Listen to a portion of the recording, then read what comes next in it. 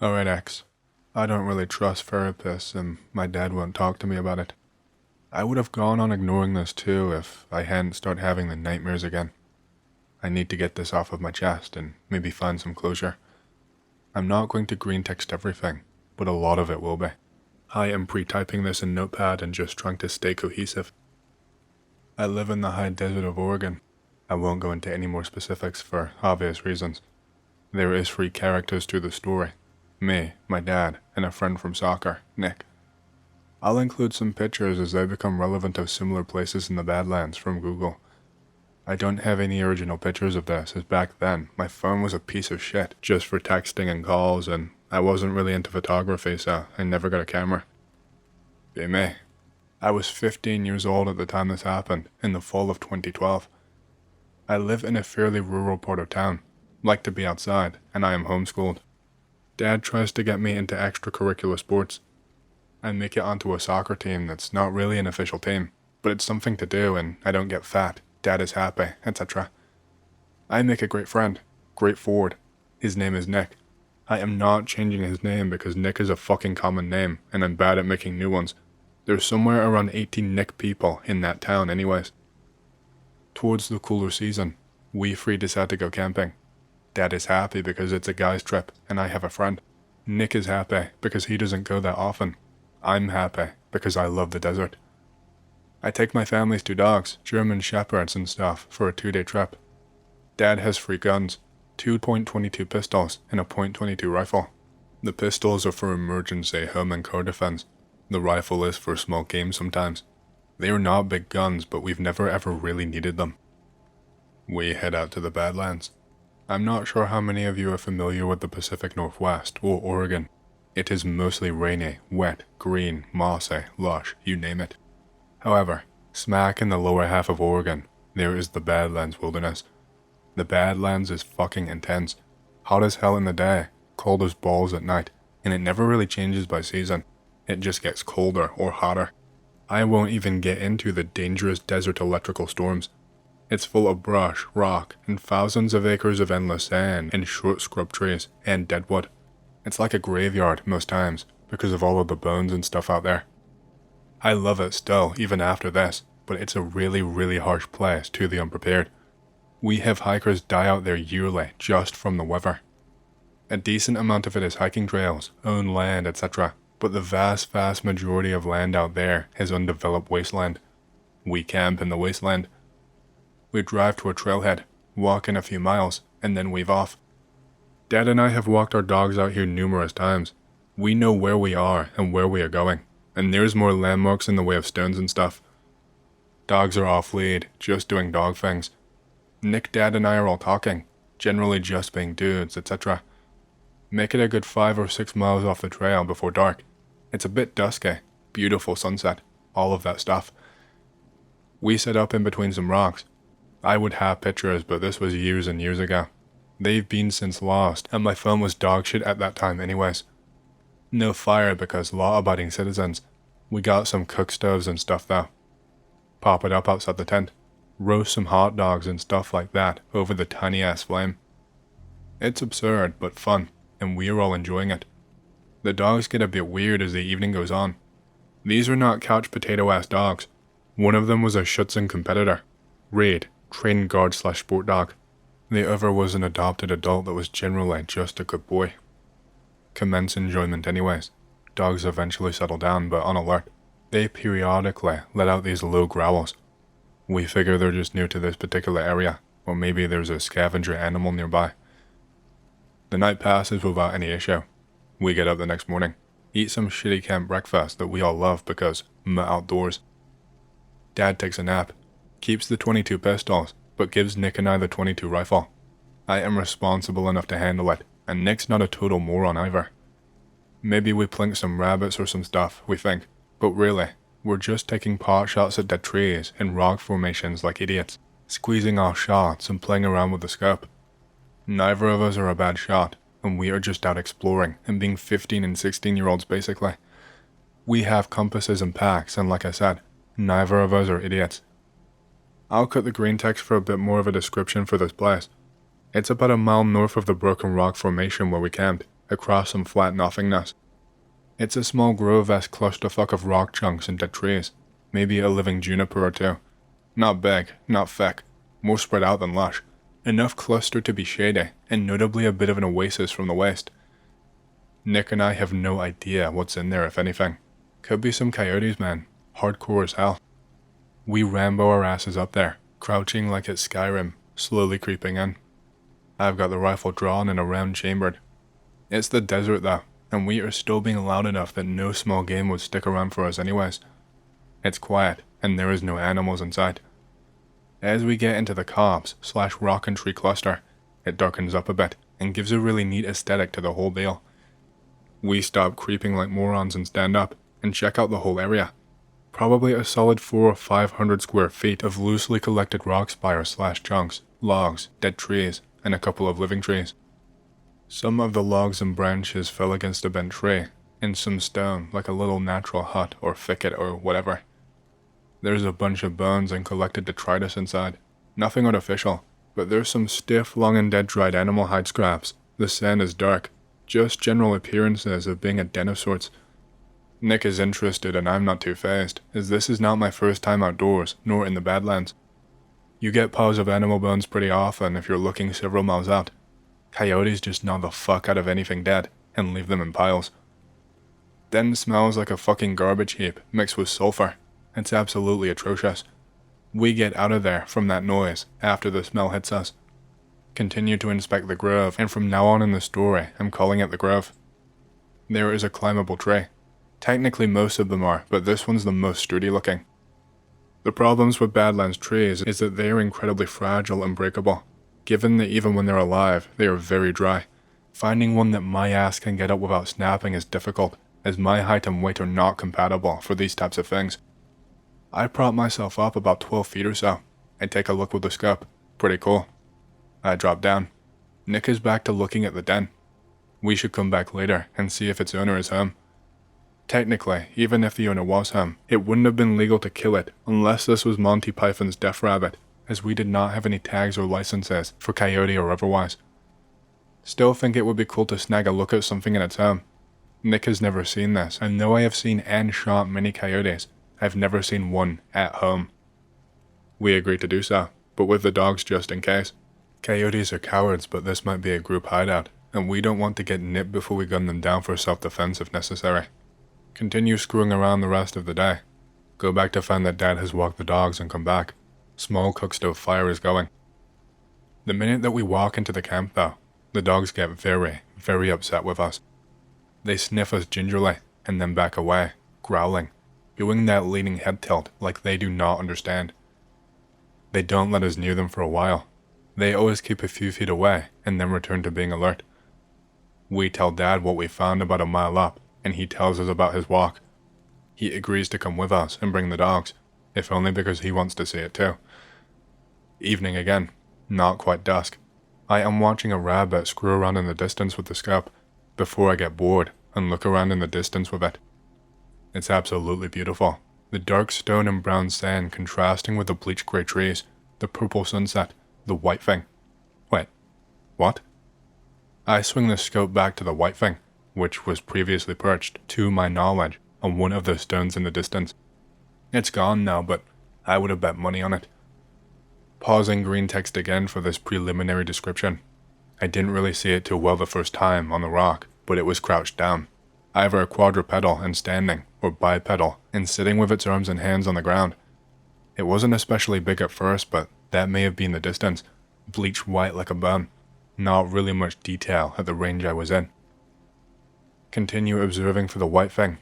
Maybe it's a pale coyote or something else, but don't catch a glimpse of it.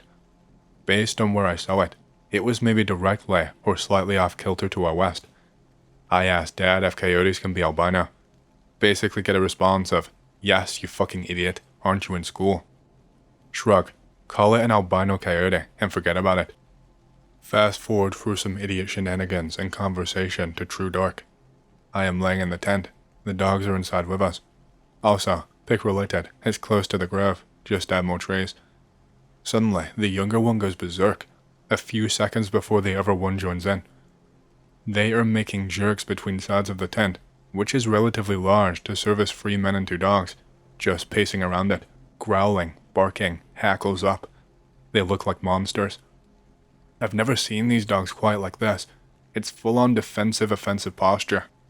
I genuinely thought they were going to attack us for a few seconds before I got awake enough. The smell of garbage and sulfur is back, though it's faint this time. Dad wakes up. Nick and I can smell it, but he doesn't seem to be bothered, and we don't mention it, and neither does he. He might have smelled it, but who knows. I don't think he did at that point. He steps outside the tent. The dogs run out in front of him the very millisecond the door unzips, and begin pacing around the length of our tent and our little camping area. Dad puts their leashes on and says, "Well, we may as well go now. Didn't get as much of a nap as I wanted, but it's about midnight." Fucking Dad and his fucking naps. The dogs are still on Defend and Destroy, Red Alert 9000 or some shit, looking around erratically, constantly pulling against the leashes. Finally, my dad snaps at them to heel, and shut up, and they do so, albeit still grunting and growling. We all piss into the desert sands like men, and one of the dogs loosens his lizard too. Grab the headlamps and 2 flashlights and we are off. Dad is carrying a .22 pistol. Nick is holding the other one. Nick thought holding one of these things was so cool. Nick's parents never gave him guns. In hindsight, it was probably stupid to give him one, due to the lack of training and firearm safety, but he's not a stupid guy, and it's only a .22. I, of course, proudly bear the .22 rifle. We head north. It's a pretty simple walk back to the grove. Dogs are still not pleased by this venture. Breaking green text again to talk about my dogs a bit more, and my dad, myself, and Nick, physically. Max was slightly smaller of the two, and a few years older. He wasn't as quick on the draw, ever, but was still a very sturdy and reliable animal. He made you feel safe, but was generally more high-strung. Beaver was the larger and younger of the two, laid back, but was trained from puppyhood to be a god among animals. I'm about 5'9", was back then too. Nick was around 6 foot. We both fit from soccer. Dad's about 5'11" and didn't age the best, but was still muscular. Everyone gets a potbelly. Max seems the most irritated, constantly breaking focus to bark once or twice before hushing on his own, and Beaver is a silent asshole, minding the leash but on tenterhooks of aggravation. We get to the grove and the garbage/burn smell is about 3 times as bad as when we were there the first time. The dogs straight up refuse to go inside. Like, they actually refuse. They dig their heels in, and Max begins growling and staring, before lurching back and forth as if unsure if he wants to bum rush the grove or stay put. Dad sighs and looks around. We can't leave them on their own because it's the desert in the middle of the night, but Dad does not want us out here alone. "Oh, we can run in on our own and check. You're only a few 100 feet away anyways." "Okay, son, don't be long. I'm gonna sit down and look for constellations." Not sure if worst dad ever or best dad ever, but he's my dad, so it counts for something. Those few 100 feet become very long when you are behind gnarled wood and rock formations in a shadowy black world, and you turn around and all you see is a lone light from a headlamp. Nick and I, however, emboldened by our guns and teenage idiocy, pressed on through and towards the smell. This time, we really did make an effort to be quiet, almost crawling in the dark, our lights all off except for one flashlight, which he held, having only a one-handed gun. Behind the beginnings of the grove, however, that teenage strength began to fail me just a little. The putrid smell, the eerie darkness, and the lack of Dad made me somewhat unnerved. By our low light, we estimated we were maybe 20 feet away from the rest of the den. We were correct. However, we had to creep around to the front, having approached it from the back. Breaking green text here. As we cleared the back side of the den and were in the front, we heard a crack from nearby, as a very odd white creature fucking sprinted, almost too fast to notice in the low light, about 10 feet in front of us and into the den. If it wasn't for it being so white, the light might not even have caught it, and we might have played the crack off as an owl or other bird, and been unaware that the den had become occupied in front of our eyes. We did, however, both notice, and I kindly thank my dad for always preparing us with flashlights and other gear on journeys. The thing was rather tall, and not especially broad as it was long, but then, at first, we only caught the side view in low light. We froze, and here comes the part that haunted me for 2 years, almost every night, before it passed, and what has recently resurfaced. It all happened very quickly from here, and I will try not to exaggerate details. Nick and I continued to get close, but this time, both of us had a round chambered and were pointing guns at the den. We made our way until we were about 5 or 6 feet away from the entrance, and then flipped on our headlights. I don't know why we did that. I think it was our intent to startle it and be able to see it and then run. It was very startled and let out a very disgusting, screeching growl bark, like a short boof that most canines do, but very ugly sounding. It was also higher pitched and sounded like there was spit and snot behind it. It was very apparent to us at that moment that this was not a coyote. We bounced back a few feet, and the creature did not emerge. We could still see it, but it was moving around inside the den in a bit of a frenzy. It made the scream growls a few more times, and Nick and I unanimously began to yell to each other to fucking run, dude. That was probably the biggest mistake of the night, but thankfully, neither of us suffered for it. What we should have done was open fire the minute that we realized it was not a coyote. The second that we turned and ran, I could hear sand and bone rattling and being tossed around as it ran out after us. Nick squeezed off a few random shots, I think out of fear, and I managed to get up into a tree, about 5 or 6 feet in the air. Nick was right behind me, but instead chose a rock formation about 10 feet away. He played forward, after all, so his sprints were harder than mine, and I think he just wanted to run at that moment. The white creature pursued Nick, backing off whenever he turned, and then leaping along after he looked away. It was a dangerous game that only took a few seconds to play, but it unfolded in slow motion for me. Nick popped off the rest of the .22 clip, and then the white creature began to scale the rock. I wasted only a second more before leveling the rifle and firing blindly. I could have hit Nick. I'm glad I didn't. I did, however, scare the white thing, or at least attract it to me. It left Nick, and then Bark screamed at me, leaping off the rock. I began shimmying up the tree, and in the darkness, I cracked my head against a branch sticking out directly over me. The mongrel began to climb the tree below me. In a daze, my vision blurring a bit, I popped another 2 or 3 shots. The clip of the rifle only has 6 rounds, and I kept that in mind. I figured I only had 2 left, as I was not counting very well, and did not want to be overconfident. Nick is yelling at something, maybe the white creature, but then I hear a different pitch of scream. Nick just fucking threw the gun at the white creature and hit it. Not hard, but those metal bastards weigh a couple pounds, and later on, I realized why it hurt.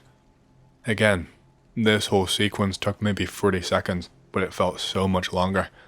Then, as the thing is looking to climb again, I see it go flying off of the tree trunk. Beaver, Max, and my dad came to the gunshots and yelling, my dad several seconds behind. Beaver just ripped the mongrel off of the tree by slamming into it and grabbing it. I'm unsure how many of you are dog people, but German Shepherds have very boxy, broad chests and shoulders. If they leap at you and their teeth miss, they will still knock you flying a few feet if they intend to. In this moment, time seems to totally slow down. Even in the nightmares, this particular sequence plays out very, very slowly. Nick and Dad are yelling, Max and Beaver are snarling and yelping, and my conked head vision is starting to clear. The headlamp clearly illuminates this thing as it tries to deal with the dogs. It stands up. It's not quadrupedal, it's bipedal, and for 2 or 3 seconds, I got a very clear image that is burned forever into my head. It's tall, maybe 7 feet tall, and skinny as hell. I mean, scrawny. Long forearms, long hind legs, all of it built like a dog. Somehow, even though it's so thin, I can't make out bones, but maybe it's the flashlighting and the white fur that's obscuring it. It's blisteringly white, stained now with red, either my dog's or its own blood. The neck is rather long, and it has a very long, pointed muzzle and face. No discernible ears or facial features. There's a gangly little tail, and its eyes and nose appear to be black, but I could be wrong on the eyes and the circumstances. It had teeth, but I could not tell you what kind. The forearm, paws, hands, whatever, had fairly long digits, and there were short claws at the end. I less saw them, and more heard them make contact with the dogs. Overall, the thing most resembled a whippet or a greyhound, in how skinny and long it was. In the face, it was built like a canine as well, but it definitely stumbled around on two legs to get the advantage on the dogs for many, many seconds. It wasn't just rearing, it was balanced like that, and its back and chest were appropriate for it. It looked natural to see it on two legs basically. Again, I'm unsure if you're familiar with German Shepherds, but when they bite hard. They are the third or fourth hardest biting dog in the world, pound for pound, if I remember correctly. When they bite down, they do not let go. Beaver, at least, had some great purchase on this thing's arm, and I heard a loud crack and the most horrific buck scream ever released. Max was just snapping and ripping into whatever he could grab, I think. Dad did not shoot. I don't think he wanted to hit the dogs, and I didn't either, so I did not waste my shot. The dogs did good work, and I don't think this monster even wanted to fight, but we walked up on its house in the middle of ass-fuck nowhere. I hear a more normal yelp, and Max's head gets drizzled in blood. The ugly thing flails, and Beaver drops a few feet to the ground, as it had been swinging the dog a bit. It screamed again, and then sprinted on its hind legs, and I lost sight of it after it left the grove. This is where the nightmares ended, at least. Max's ear had a hole in it towards the middle, and had likely been bitten. It bled a lot but was minor, and he has had far worse. Beaver was unscathed.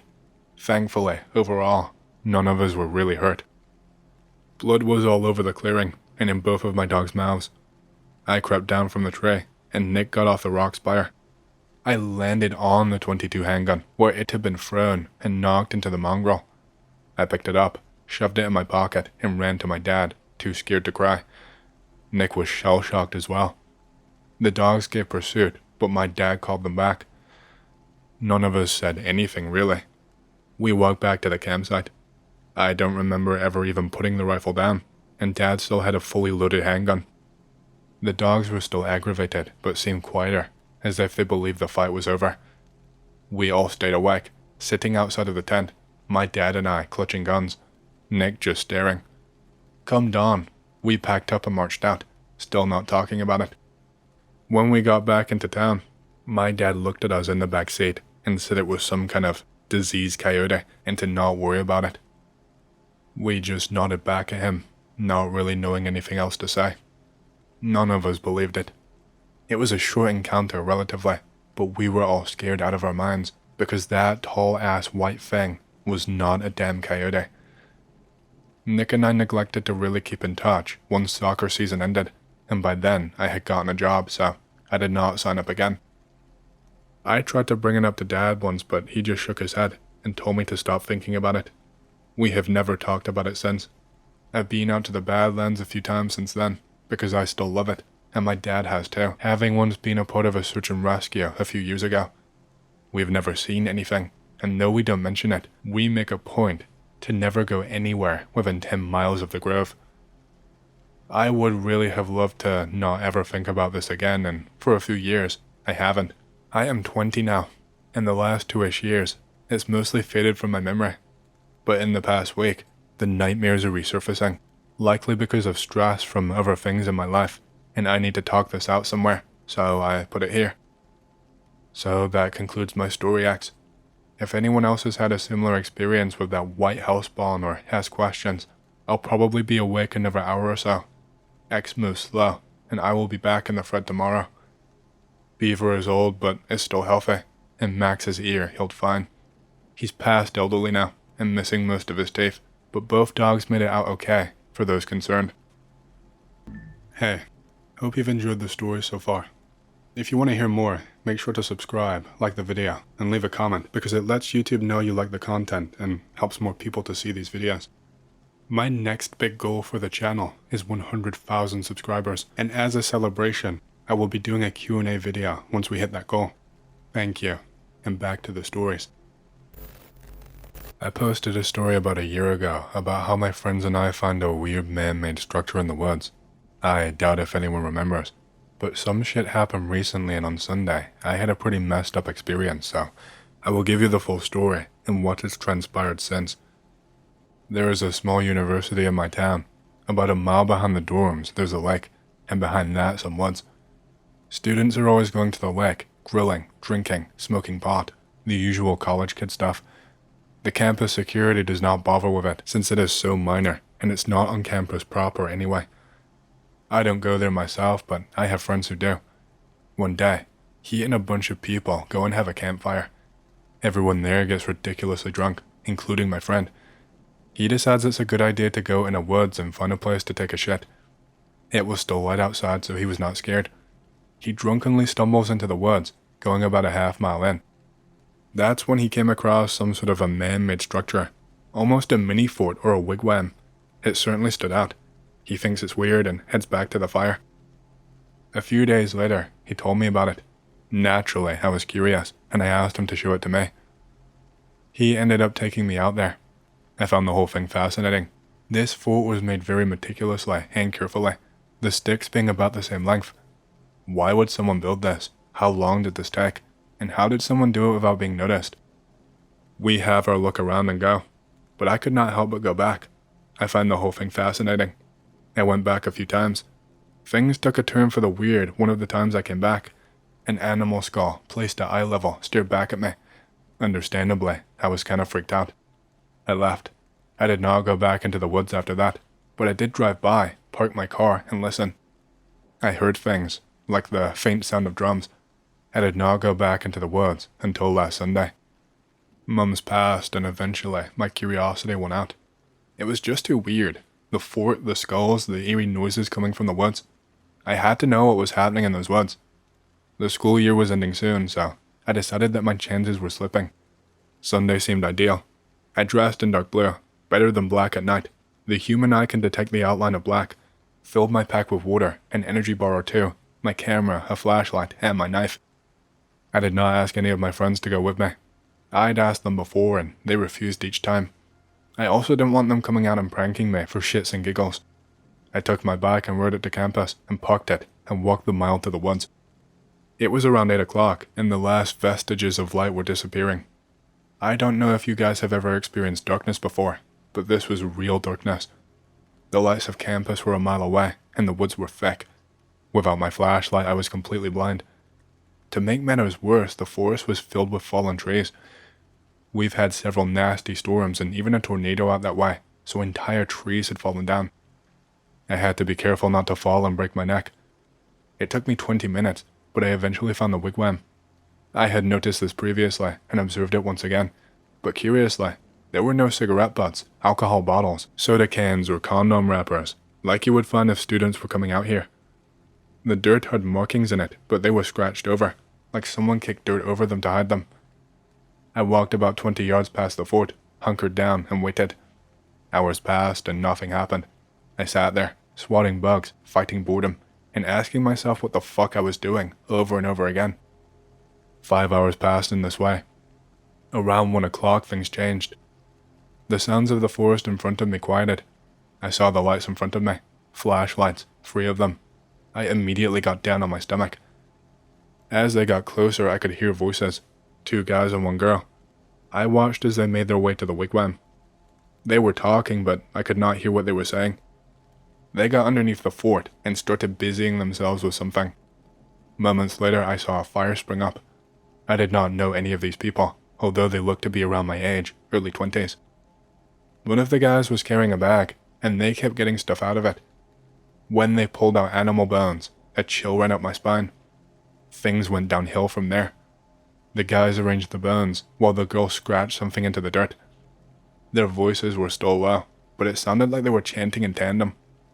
I don't believe in energies and auras and all that, but at that moment, it felt like the entire forest was a giant cold spot. Their voices rose, their chanting continued, and I shot a brick. Then the fire went out. They didn't kick it out or pour water on it. This was instantaneous, like someone snuffing at a candle. The temperature seemed to drop even more. I started shivering and could not stop. It felt like my bones were freezing. I covered my mouth with my hand because I was afraid they would hear my teeth chattering. The last thing I wanted was for these people to know someone was watching them. I listened, and in the pitch blackness I could hear the girl talking. It didn't seem like she was talking to one of the guys, but someone new, as if a new person had just dropped out of the sky. That's when I heard the sound that I will never forget, the sound that's already wormed its way into my nightmare. It was like someone trying to breathe, but their throat was damaged or slit. It was ragged, loud, and into my ears. It was inhuman. It was a sound that echoed through the forest and nearly made me piss myself. If I was scared before, I was nearly catatonic with terror at this point. Never before had I heard of such a horrifying noise. At that point, my brain and body was screaming at me, flight, flight, flight, and I thought it best to comply. Slowly, I turned myself, got into crouching position, and walked as carefully as I could. It was pitch black in these woods, and in my mind, if I could not see them, they could not see me. The chanting had started again, and to my horror, those gasping, dying breaths punctuated those chants. I got about 10 yards when I had my cliche moment. I snapped a twig underneath my foot. Immediately, the chant stopped. The breathing noises stopped. I could hear one of the guys say, "What the fuck?" Then the breathing, the gasping, the awful cry started. And then, even worse, they got louder. They were moving toward me. It was at this point I went into maximum nope mode. I could not run because I could not go 5 feet or so without tripping over a tree or a root. I got out of crouching position and fast walked as fast as my body allowed, feeling ahead of me like a blind guy. I don't think you can imagine just how terrifying it is to not be able to run away from something when every fiber of your being tells you to do just that. I kept going, ducking or crawling under fallen trees as fast as I possibly could. To me, it sounded like the breathing was gaining, but in my terrified state, I could not be sure.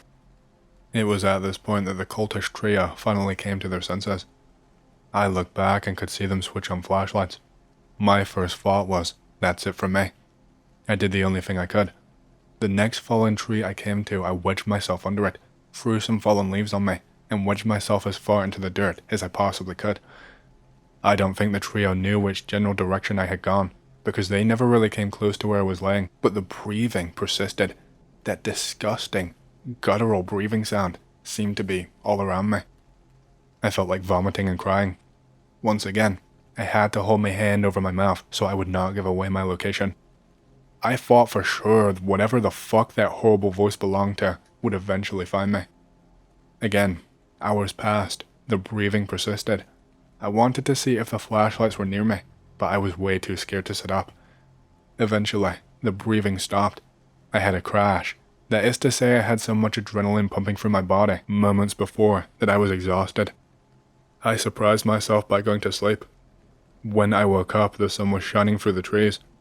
I'm not exaggerating when I say I was never so fucking happy to see the sun again. Carefully, I sat up and looked around. No people, no breathing, no nothing. Everything seemed normal. Part of me wanted to go back to the wigwam to investigate, but the logical part of my brain screamed at me to get the fuck out of there. After all, there was the possibility that they were watching it. I thought it was a bad idea to come out the same way that the trio and I came from, the south. Instead, I went east and hugged the tree line that borders the lake. I ended up walking around the entire lake. It took me an extra hour, but I felt safe. I even saw a young doe, which for some reason put me at ease. Got around the lake. I walked back to campus, unlocked my bike, and got the fuck out of there. I have not been near the woods since, and I don't plan on ever going near them anytime soon.